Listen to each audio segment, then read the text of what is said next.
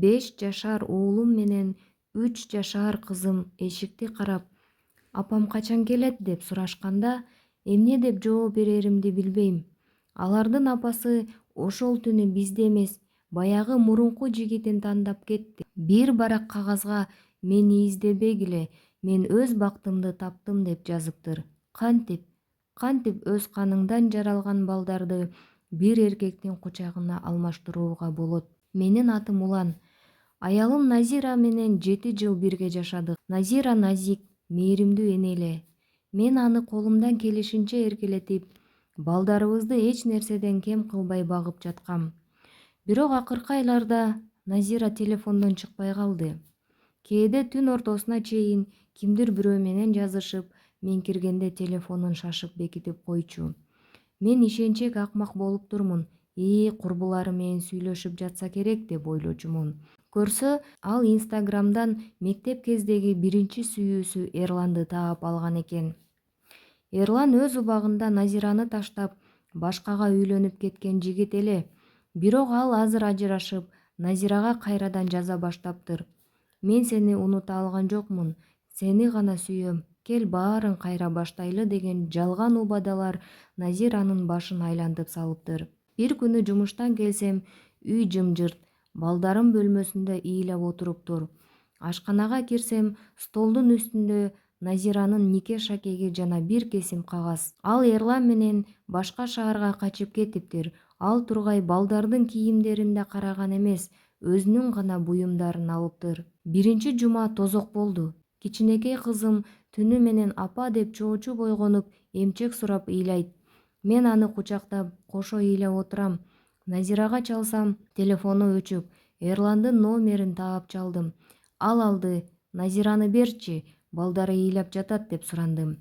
Назира телефонду алып, муздак үн менен, Улан, мен чарчадым, сенин балдарыңдан да, тиричиликтен да чарчадым. Мен жашмын, мен дагы жашагым келет, балдар сеники, өзүң бак, деди да телефонду өчүрүп салды. Ошол мүнөттө менин аялым өлгөнүн түшүндүм. Менин балдарымдын энеси эмес, бирөөгө азгырылган чоочун аял гана калыптыр. Назира Эрлан менен Борборго качып барганда, алгачкы бир ай баары жомоктогудай эле. Эрлан ага кымбат белектерди берип, ресторандарга алып барып, сен мени чыныгы сүйүүмсүң деп башын айлантты. Назира балдарын, алардын ыйлаганын, мени баарын унутуп салды. Бирок Эрландын чыныгы жүзү тез эле ачылды. Ал Назиранын батирди сатып алган акчасын, менин берген алтындарымды колунан алып, өзүнүн карыздарына төлөп салыптыр. Бир күнү Назира балдарын сагынып ыйласа, Эрлан ага биринчи жолу кол көтөрдү. Ыйлаба, сен балдарыңды өзүң таштап келгенсиң, эми мага баш оору болбо деп бакырды. Назира ошондо гана кимге алданып калганын түшүндү. Биздин үйдө болсо жашоо токтоп калгандай эле. Уулум мектепке барбай, апамды алып кел деп терезенин алдында күнү түнү отурчу болду. Кичинекей кызымдын тамагы өтпөй, арыктап ооруп баштады. Мен күнү түнү иштеп, балдарды карап, апамдын жардамы менен аларды бутуна тургузууга аракет кылдым. Назирадан кабар жок эле. Бир жолу анын Инстаграмдагы сүрөтүн көрдүм. Ал Эрлан менен күлүп түшүптүр. Ошол сүрөттү көргөндө менин ичимдеги акыркы үмүт шамы өчтү. Мен өзүмө сөз бердим. Эми Назира менин үйүмө эч качан кайтпайт. Мен балдарымды жалгыз багам. Назиранын акчасы түгөнгөндө Эрланга ал кереги жок болуп калды. Бир күнү Назира жумуштан келсе, Эрлан үйдө жок. Бардык буюмдарын алып, башка бир жаш кыз менен качып кетиптир. Ал тургай Назиранын акыркы тыйынына чейин урдап кетиптир. Назира көчөдө калды. Бара турган жери жок, жанында акчасы жок.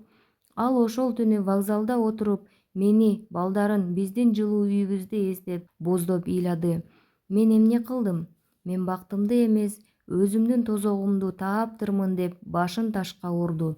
Бирок убакытты артка кайтаруу мүмкүн эмес эле. Арадан 3 ай өткөндө менин телефонума бейтаныш номерден чалуу келди. Алдым. Назиранын үнү титиреп ыйлап жатат. Улан, кечир мени, мен жаңылдым. Эрлан мени алдап кетти. Мен балдарымды сагындым, үйгө кайткым келет, мага бир мүмкүнчүлүк берчи. Мен палатада ооруп жаткан кызымды карап туруп, үнүмдү бекем чыгардым. Назира, сенин балдарың жок. Сен аларды ошол түнү кагазга жазып таштап кеткенсиң. Эми алардын апасы менин апам. Сен биз үчүн өлүп калгансың. Бизди экинчи издебе. Мен телефонду өчүрдүм. Жүрөгүм ооруду. Бирок мен туура кылганымды билчүмүн. Анткени балдарын таштап кеткен энеге кечирим жок. Бир күнү кечинде жумуштан келсем, үйүмдүн алдында бир аял тизе бүгүп отуруптур. Арыктап, өңү кубарып, кийимдери эскирип кеткен. Бул Назира эле. Ал мени көрөрү менен бутума жыгылды. Улан, суранам, балдарымды бир эле жолу көрөйүн. Мен акмакмын, мен шайтанга азгырылдым. Эрлан мени талаага таштап кетти. Менин бараар жерим жок деп боздоп ыйлады. Мен жүрөгүмдү таш кылып аны карадым. Назира, сен кеткен түнү кызыбыз ысытмалап, сени чакырып таң аткыча ыйлаган. Ошондо сен кайда элең? Сен Эрлан менен көңүл ачып жүргөнсүң. Эми баары бүткөн. Тур, кет бул жерден дедим. Бирок ал кеткен жок. Түнү бою эшиктин алдында отурду. Кошуналар карап, шыбырашып жатышты. Менин ичим ачышты. Бирок ишеним өлгөн жерде сүйүүгө орун жок эле. Эртеси эртең менен уулум мектепке жөнөп жатканда Назира анын алдынан чыкты. Балам, алтыным, мен келдим, сенин апаңмын деп аны кучактагысы келди. Бирок 7 жашар уулум аны карап колун түртүп жиберди. Анын көздөрүндө жаш эмес, чоң адамдыкындай муздак ирэнжүү бар эле. Менин апам жок, апам бизди таштап кеткен, бизди жайыбызга коюңуз, деди да артына карабай басып кетти. Назира ошол жерге кулап өксүп кала берди. Өз баласынан эже деген сөздү угуу ал үчүн өлүмдөн да оор жаза эле. Арадан 1 жыл өттү.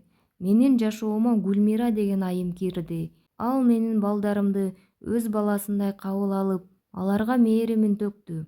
Кызым аны апа деп атай баштады. Үйүбүздө кайрадан тамактын жыты чыгып, балдардын күлкүсү угулду. Ал эми Назира, ал азыр алыскы бир айылда жалгыз жашап жатат деп уктум. Ал мага кээде кат жазат, бирок мен аларды ачпайм. Анткени анын ар бир сөзү жалган. Ал Эрлан таштап кеткен үчүн гана бизге кайткысы келди. Эгер Эрлан бай болуп аны бакса, ал бизди эстемек эмес. Арадан дагы бир нече ай өттү. Гүлмира экөөбүз баш кошууну чечтик. Гүлмира Назира таштап кеткен боштукту толтурду. Назира болсо муну угуп, акыркы жолу мага чалды. Улан, мен баарын уктум, мен бактылуу боло алган жокмун. Эрлан мени сабап, талаага таштап кеткенде сенин кадырыңды билдим. Балдарымды бир эле жолу кучактап алайынчы? Жок, Назира, сен аларды кучактаганыңда алардын жарасы кайрадан жаңыланат. Алардын азыр жаңы апасы бар. Суранам, биздин тынчтыгыбызды бузба, дедим. Бир күнү базарда жүрсөм, араба сүйрөп, пол сүртүп иштеп жүргөн аялды көрдүм. Жакындап карасам, Назира. Ал мени көрүп, жүзүн жоолук менен жаап качканга аракет кылды. Бирок мен токтоттум. Назира, эмнеге мындай абалга түштүң? Ал өксүп ыйлап кирди. Мен баарын жоготтум. Улан, мурунку жигитим мени кумар оюндарына утуп жибере жаздады. Мен качып чыктым. Бирок төркүнүм да мени кабыл албады. Мен эми тирүүлөй өлүкмүн. Мен ага бир аз акча берип, артыма карабай кетип калдым. Ооба, мен аны кечирдим, бирок жаныма кайра алган жокмун. Азыр менин үйүмдө тынчтык. Балдарым Гүлмираны апа деп айтышат. Мен болсо ар бир кечинде Кудайга шүгүр кылам. Назиранын окуясы мага бир нерсени үйрөттү. 1 мүнөттүк кумар же эски сезимдер үчүн эч качан чыныгы бактыңды сатпа. Саткындыктын баасы түбөлүк жалгыздык.